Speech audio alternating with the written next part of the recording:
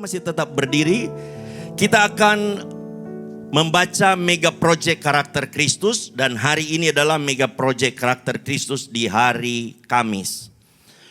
Tolong bisa ditayangkan, saya akan bacakan dan Bapak Ibu Saudara akan mengulanginya. Mega project karakter Kristus hari Kamis. Mega project karakter Kristus Kamis. Sabar, ramah, jujur, berhikmat. Sekali lagi, sabar, ramah, jujur, berhikmat. Silakan duduk, Tuhan memberkati. Beri tepuk tangan dulu untuk Tuhan kita yang ajaib. Saudara yang dikasih Tuhan, saudara dan saya kadang-kadang kita tidak sadar bahwa hari ini saudara dan saya kalau kita lihat, kita renungkan setiap hidup kita. Dan waktu yang sedang kita jalani hari-hari ini adalah hari-hari yang jahat. Tapi kita bersyukur bahwa Tuhan kita tidak pernah meninggalkan hidup saudara dan saya. Itulah sebabnya saudara kalau kita renungkan, kita ini sudah di minggu terakhir di bulan April saudara ya. Bulan depan sudah bulan Mei saudara. Ini tahun 2025, 1 bulan lagi selesai, kita ini nanti di pertengahan tahun, masuk di kuarter yang kedua. Nah saudara yang dikasih Tuhan, kita punya tema khususnya di bulan April ini, saya coba ungkapkan pada pagi hari ini, yaitu bicara tentang takut Tuhan dengan karakter Tuhan. Nah saya mau bicara tentang kata takut Tuhan ini. Takut Tuhan ini bukan kemudian kita melihat Tuhan itu secara menakutkan atau saudara sama seperti ketika kita melihat setan. Beda Bapak Ibu Saudara, kata takut Tuhan ini bicara tentang sebuah kata respect, rasa hormat kita kepada Tuhan. Nah rasa hormat kita kepada Tuhan itu saudara bukan kemudian saudara dan saya sekedar mungkin tiap minggu datang ke gereja itu kita takut Tuhan. Tapi bagaimana cara kita menyikapi Allah itu dalam setiap hidup saudara dan saya. Contohnya saudara, bagaimana ketika saudara dan saya hari ini punya rasa respect kita kepada Tuhan di dalam kita beribadah. Dalam cara kita berbakti. Ini adalah eventnya Tuhan. Ini adalah celebrationnya Tuhan. Kita hari ini, hari Minggu itu diundang oleh Tuhan datang di tempat ini. Untuk tentu kita menikmati setiap berkat Tuhan. Tapi bagaimana berkat itu akan kita terima dari Tuhan. Dari cara kita menghormati Dia. Ini maaf kata Bapak Ibu Saudara, banyak kali ketika kita ada di dalam gereja, mungkin bisa juga saya seperti itu. Ketika kita ada di dalam gereja, kadang-kadang saudara kita waktu dengar firman Tuhan, kita hanya bingung dengan HP kita. Kadang-kadang saudara mungkin ketika kita mendengarkan firman Tuhan, pikiran kita itu kemana-mana. Itu bentuk saudara dan saya tidak punya rasa hormat kepada Tuhan. Walaupun saudara mungkin khotbah pendeta itu tidak mengenakan, cara penyampaiannya tidak pas, tapi saudara dan saya harus tahu bahwa Tuhan ada di tengah-tengah kita, amin. Jadi kalau kita itu punya rasa takut sama Tuhan, maka Tuhan pasti akan menyertai hidup saudara dan saya. Itulah kemudian saudara pada pagi hari ini saya mau bicara, ketika saudara dan saya satu tema yang saya coba angkat yaitu hikmat menuntun hidup orang benar. Tentu Bapak Ibu Saudara ketika saudara mendengar kata hikmat, orang yang berhikmat tentu berbeda dengan orang yang punya pengetahuan. Pengetahuan itu bisa saudara pelajari, tapi hikmat tidak bisa saudara pelajari. Karena hikmat itu datangnya dari Tuhan. Nah hikmat itu kemudian dikatakan di dalam firman Tuhan, kalau saudara diberikan hikmat, orang yang berhikmat itu adalah orang yang takut Tuhan dan menjauhi kejahatan. Amin. Jadi sebenarnya kunci untuk mendapatkan hikmat itu gampang. Kalau kita punya rasa hormat kita menjauhi kejahatan, maka Tuhan akan memberikan hikmat kepada saudara dan saya. Saya kasih contoh hikmat begini saudara. Tapi tolong saudara kalau ketemu istri saya jangan ngomong sama dia. Karena ini pertanyaannya itu dari istri saya. Satu waktu dia bertanya begini kepada saya. Saya mau tanya sama kamu. Ini kira-kira saya kan pernah mendengar dia bilang. Dulu kan kamu itu banyak bidadari katanya. Banyak bidadari di gelap-gelap malam. Dia banyak mendengar, suka mabuk dan sebagainya. Tapi pernah dia menyelidiki tapi nggak ketemu. Ya. Nggak ketemu, kalau ketemu mungkin saya nggak nikah sama dia. Jadi saudara, dia tanya sama saya mau tanya sama kamu, itu betul atau tidak? Ini saya bingung mau jawab saudara. Kalau saya jawab tidak, saya dosa. Kalau saya jawab iya, ini perang dunia ketiga. Bisa bubar ini rumah tangga. Betul kan? Akhirnya saya bilang begini, Tuhan, dalam hati saya bilang, Tuhan kasih hikmat sama saya. Saya mau melakukan kebenaran. Kalau orang mau melakukan kebenaran, maka Tuhan akan turunkan hikmat. Dan luar biasa, Tuhan kasih hikmat saya begini. Saya cuma jawab sederhana. Kira-kira kalau saya jawab, apa untungnya bagi kamu? Dia berpikir, dia bilang, iya juga ya. Kan sudah masa lalu kan. Tidak perlu lagi ya, udah kamu tidak usah jawab. Saya aman kan, tenang saudara. Jadi Bapak Ibu Saudara, hari ini pun sama. Saya tahu saudara hari ini ada di dalam sebuah lingkungan masyarakat yang sering kali kita diperhadapkan dengan berhadapan satu saat kita akan melakukan dosa. Ketika saudara sedang berbisnis, ketika saudara sedang melakukan sebuah transaksi penjualan pun sama. Saudara harus minta hikmat daripada Tuhan. Sering kali saya jumpai ketika seorang pedagang dia mau memuluskan untuk sebuah dagangannya untuk bisa dibelikan orang, dia berbohong. Contohnya saudara, ketika mungkin ada saudara punya toko, saya datang kepada toko saudara. Pak, saya mau beli barang ini, berapa harganya? Mungkin saudara kemudian mengatakan harganya 10. Tapi kemudian mungkin modal saudara 7. Saya tawar kepada saudara, boleh enggak Pak 9 harganya? Aduh maaf Pak Roy, modal saya 9. Kalau Bapak beli 9, ini saya bocuan lah. Enggak ada untungnya. Saudara berbohong kan? Nah tapi kalau saudara kemudian menjawab, banyak yang terjadi seperti itu. Supaya seolah-olah ini kita jual barang ini enggak untung banyak. Padahal untungnya udah banyak saudara. Nah semestinya yang terjadi adalah saya juga sama ketika saya di dalam dunia bisnis saya pun. Ketika orang bertanya kemudian menawar itu kepada saya dan saya akan berkata bukan modal saya yang saya jawab. Tapi saya akan berkata mohon maaf harga saya sudah segitu harganya. Saya tidak bilang saya cuan berapa. Saya tidak bilang untung saya berapa. Artinya apa? Saya dan saudara itu menjadi orang yang benar. Nah kemudian timbul pertanyaan, bagaimana antara orang baik dan orang benar? Banyak orang baik tapi belum tentu orang benar. Orang baik dia melakukan perbuatan baik kepada orang yang berbuat baik kepada dia. Tapi orang benar adalah orang yang melakukan perbuatan baik kepada orang sekalipun tidak berbuat baik kepadanya.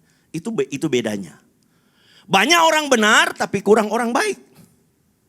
Yang Tuhan inginkan dalam hidup saudara dan saya bukan orang baik.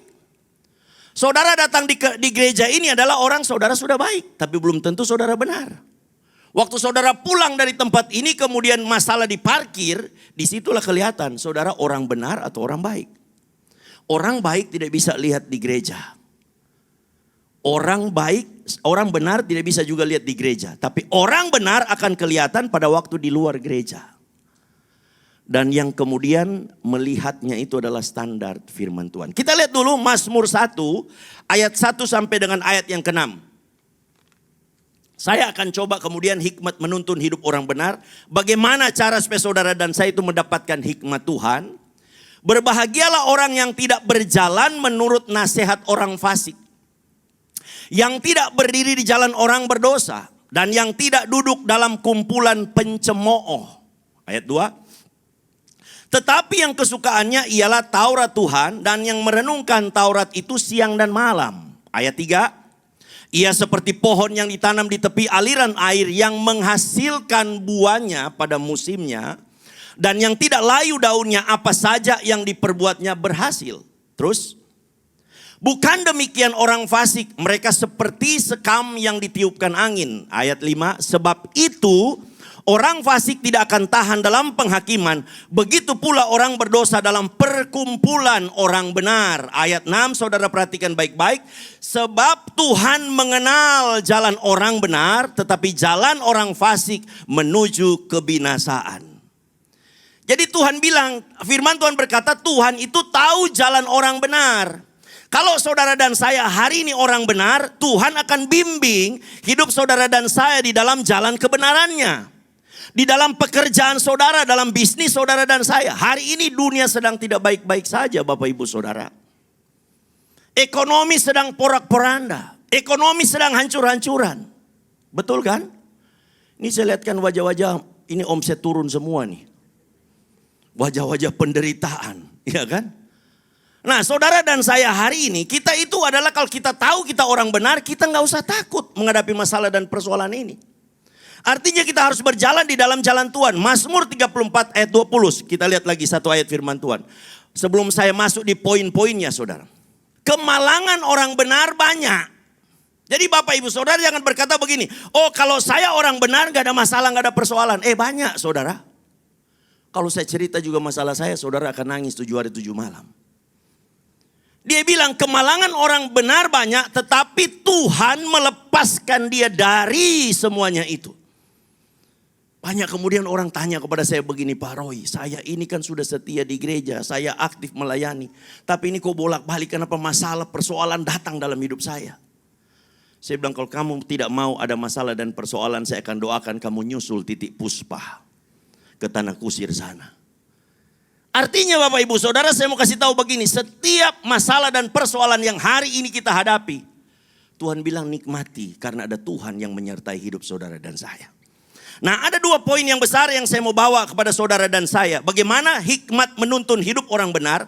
Artinya ketika saudara dan saya coba pisahkan orang baik dan orang benar. Karena orang baik belum tentu benar, orang benar pasti menjadi orang baik. Amin. Saudara dan saya hari ini sudah orang benar. Kenapa kita benar? Bukan karena kita itu sempurna. Tetapi karena Yesus sudah menebus hidup saudara dan saya sehingga kita dibenarkan karena Dia. Yang pertama saudara, kalau kita hidup kita benar, orang kita menjadi orang benar. Yang pertama, dia itu akan dipelihara dan dijaga oleh Tuhan. Jadi kalau saudara dan saya hari ini adalah orang benar, saudara gak usah takut. Hidup kita pasti dipelihara dan dijaga oleh Tuhan. Kalau saudara kan punya mobil ya. Yang jaga saudara itu mobil atau saudara jaga mobil? Saudara kan kalau ada mobil kan, mobil baru saudara ya. Itu saudara akan gosok. Tiap hari kan cuci, terus dikasih pakai begini lagi. Gosok-gosok. Saudara rawat itu mobil dengan baik kan. Karena itu mobil. Saya lihat ada satu teman saya nih baru dapat mobil baru. Kemarin saya keluar sama dia. Waktu kami mau parkir. Saudara itu parkirnya itu agak begini kemudian naik. Tukang parkir suruh parkir miring begini. Dia buka kaca, dia bilang, Pak, boleh gak saya parkir di sini? Karena kalau begini agak miring, Pak. Nanti shock breaker saya kalah, karena mobil baru. Jadi suruh parkir yang rata. Tukang parkir bilang boleh. Oh ya parkir di tempat yang rata. Karena dia bilang nanti shock breakernya kalah. Tapi kalau mobil tua, preketek katanya. Ya kan, gak peduli. Demikian juga hari ini saudara dan saya, ketika kita menjadi orang benar, maka saudara dan saya yang rawat kita itu adalah Tuhan. Amin. Mazmur 37 ayat 25 sampai 26. Dia bilang begini saudara. Dahulu aku muda, sekarang telah menjadi tua. Tetapi tidak pernah kulihat orang benar ditinggalkan atau anak cucunya meminta-minta roti. Tiap hari ia menaruh belas kasihan dan memberi pinjaman. Dan anak cucunya menjadi berkat. Luar biasa. Jadi kalau Bapak Ibu Saudara hari ini kita menjadi orang benar. Kita dibenarkan oleh karena kita ada di dalam Tuhan. Saudara gak usah takut, hidup kita tidak akan pernah minta-minta. Jaminan dari Dia. Dia mencukupkan hidup saudara dan saya. Saya berani ngomong begini karena saya mengalami. Orang sering tanya sama saya begini. Saya baru datang dari Manado kemarin hari Jumat. Orang tanya sama saya, Pak Roy 1 tahun naik pesawat berapa kali? Saya 1 tahun itu naik pesawat minim 100 kali. Bulan ini saja, bulan April ini saya sudah mau 10 kali 1 bulan. Karena saya kasihan omset airline itu lagi menurun. Jadi saya ini sebenarnya, ini airline kayak Lion semua. Mereka harus berterima kasih sama gereja BES. Karena gereja BES ini meningkatkan Mereka punya omset, kita ini banyak terbang kemana-mana saudara. Saudara kemudian ada orang, ternyata saudara saya tahu. Bapak ibu saudara juga waktu sedang duduk di tempat ini, saudara sedang mengamat-amati kami hamba-hamba Tuhan. Ini hidupnya dari mana, duitnya dari mana. Saudara saya kasih tahu, amanlah perpuluhan saudara dan persembahan saudara. Karena perpuluhan dan persembahan saudara tidak dikutak-kutik oleh kami. Saudara, saya menjadi saksi sejarah. 96 saya jatuh dalam narkoba, utang saya banyak. 2001 baru Tuhan pulihkan, utang-utang saya beres.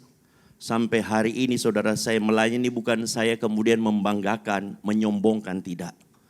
Sampai hari ini pun saya tidak ambil satu peser pun uang dari gereja. Demikian juga dengan gembala senior kita. Tidak ada satu peser pun uang persembahan, perpuluhan yang kami ambil. Saya hidup dari mana? Tuhan cukupkan pekerjaan saya. Mungkin saudara berkata, Pak Roy ini perusahaannya banyak. Saya perusahaan cuma satu. Saya sempat bersaksi, cuma satu. Orang tanya sama saya, Pak Roy sekarang omset turun enggak? Kalau kamu omset enggak turun, kalau kamu omset turun dan saya enggak turun, berarti saya tinggal di planet Mars. Sama. Tapi kok Pak Roy tetap sukacita? Karena ada pemeliharaan Tuhan. Saya jumpai ada satu teman saya punya hotel saudara. Minggu lalu saya ketemu di Manado, saya ketemu sama dia di toko. Dia ngomel-ngomel, dia ngoceh-ngoceh. Saya bilang, kenapa kamu ngomel-ngomel? Omset turun. Saya bilang tidak masalah. Omset turun, yang penting imanmu harus naik. Kamu enggak ada utang. Gak ada utang, punya harta begitu banyak. Karena hatinya sudah terpikat, diikat oleh uang. Hari ini orang benar tidak pernah hidupnya diikat oleh uang. Tapi dia diikat oleh kebenaran firman Allah. Amin. Saudara, sampai dengan hari ini saya tidak pernah minta-minta. Saya sempat pertama memang komplain sama Tuhan. Saya bilang, Tuhan saya lihat teman-teman saya. Pelayanan tidak all out sama seperti saya. Waduh, mereka tuh saya dengar buka perusahaan, tambah lagi buka perusahaan, tambah lagi buka perusahaan. Saya sempat curhat sama Tuhan. Tuhan, ini kok teman-teman saya kok saya dengar buka perusahaan lagi, buka perusahaan baru. Mereka mungkin sudah 5 perusahaan, saya ini tetap satu saja Tuhan. Saudara, Tuhan kasih tahu saya begini, mana kamu pilih? Perusahaan 5 hasil 1 atau perusahaan 1 hasil 5? Saya bilang 1 yang 5 dong, ya itulah kamu. Saudara, dan sampai hari ini Bapak Ibu Saudara menjadi saksi hidup, saya tidak pernah kekurangan. Tidak pernah kekurangan karena Allah mencukupkan dalam setiap hidup saudara dan saya. Ini kelihatan wajah-wajahnya kelihatan kurang yakin saudara ya. Karena utangnya sudah terlalu banyak saudara. Kuncinya cuma satu, hidup sederhana. Jangan pakai barang-barang mewah. Ada satu teman saya tuh. Dia bilang, wah si ini tuh sudah kaya raya apa semua. Saya bilang, orang kalau kaya sekali tidak pamer. Betul saudara kan? Kalau orang kaya sekali enggak pamer. Coba saudara lihat tuh konglomerat. Ada pamer enggak? Ada dia tunjuk enggak pakai barang branded? Enggak ada. Yang baru mau setengah kaya, itu yang dia show pakai barang branded. Dan tujuannya apa? Kadang menipu orang. Supaya kelihatan kan? Oh karena kekayaannya. Saudara enggak perlu kita tunjukkan. Karena kita sudah kaya di dalam Tuhan. Kekayaan kita ada di dalam kerajaan sorga. Amin. Jadi kalau saudara hari ini, kalau saudara mengagumi kekayaan orang dan sedang ditunjukkan, hati-hati saudara. Jangan-jangan orang itu sedang incar hidup saudara untuk ditipu oleh dia. Makanya kita kan gak pakai cincin, gak pakai jam saudara. Saudara lihat mungkin, wah Pak Roy ini sabuknya apa? Gak ada merek saudara sabuk saya. Kadang-kadang ada pakai H. Banyak pendeta kan pakai sabuk H. Karena memang itu sabuk memang gereja, holy. Hermes, saudara. Jadi Bapak Ibu Saudara, hari ini kita gak usah takut. Karena kita ini nanti akan dipelihara dan dijaga oleh Tuhan. Amsal 4 ayat 18-19 kita lihat. Amsal 4 ayat 18 sampai 19. Tetapi jalan orang benar itu seperti cahaya fajar, yang kian bertambah terang sampai rembang tengah hari. Ayat 19, jalan orang fasik itu seperti kegelapan. Mereka tidak tahu apa yang menyebabkan mereka tersandung. Hari ini Tuhan ingatkan bahwa kita, kalau kita ada hidup di dalam kebenaran, Tuhan yang sedang menyiapkan jalan kita. Itu hebatnya Bapak Ibu Saudara. Sehingga hari ini Bapak Ibu Saudara, kalau kita hari ini sudah masih menjadi orang baik, ayo kita tingkatkan. kita menjadi orang benar. Karena janji Tuhan, Tuhan itu akan memelihara saudara dan saya kalau kita hidup di dalam kebenaran. 1 Petrus 3 ayat 12. 1 Petrus 3 ayat 12. Sebab mata Tuhan tertuju kepada orang-orang benar dan telinganya kepada permohonan mereka yang minta tolong. Tetapi wajah Tuhan menentang orang-orang yang berbuat jahat. Saudara tahu sekarang kan dunia sedang kacau? Atau saudara nggak tahu? Jangan-jangan saudara baru sampai dari planet Mars. Dunia sedang kacau. Dikacaukan oleh satu orang. Dari sono saya tidak mau sebut nama. Arogannya minta ampun saudara. Padahal dia orang Kristen. Dia ngaku dia dipakai Tuhan. Saya bilang saudara harus tahu. Kita dipakai Tuhan untuk menggenapi kebenaran bukan yang jahat. Ada orang yang dipakai Tuhan, Yudas itu dipakai Tuhan. Tapi menggenapi yang jahat. Saya bilang ini orang ini. Mereka kalau meeting ada yang kirim sama saya saudara. Itu mereka meeting, mereka nyanyi saudara. Tapi saudara lihat bagaimana sikap tindak tanduk hidup dia. Saya cuma bisa berdoa Tuhan, biar Tuhan lembutkan hati dia. Supaya dia boleh hidup dalam kebenaran. Tuhan sangat menentang orang yang congkak. Tuhan sangat menentang orang yang angku. Makanya Bapak Ibu Saudara, kita punya namanya mega project. Salah satu itu adalah bicara tentang rendah hati. Rendah hati merendahkan diri. Kalau saudara dan saya ini orang yang rendah hati, saudara percayalah Tuhan pasti akan pelihara hidup saudara dan saya. Jadi yang pertama, orang benar itu akan dipelihara dan dijaga oleh Tuhan. Yang kedua, orang benar itu adalah akan dijadikan sahabat oleh Tuhan. Bayangin saudara. Tiba-tiba saudara dengar presiden kita, Prabowo. Prabowo mengatakan bahwa Pak Roy ini adalah teman saya. Oh, pasti satu gereja akan heboh. Waduh, berteman sama Presiden Prabowo. Tapi ini saudara yang menyatakan Tuhan. Yohanes 15 ayat 14 sampai 15 kita lihat. Kamu adalah sahabatku. Ini statement dari Tuhan Yesus loh. Dia bilang kamu adalah sahabatku. Tapi saudara harus perhatikan. Selanjutnya dia bilang. Jikalau kamu berbuat apa yang kuperintahkan kepadamu. Kalau saya putar saudara. Dibilang jikalau saya dan saudara itu melakukan apa yang Tuhan perintahkan. Maka otomatis saudara dan saya akan menjadi sahabat dia.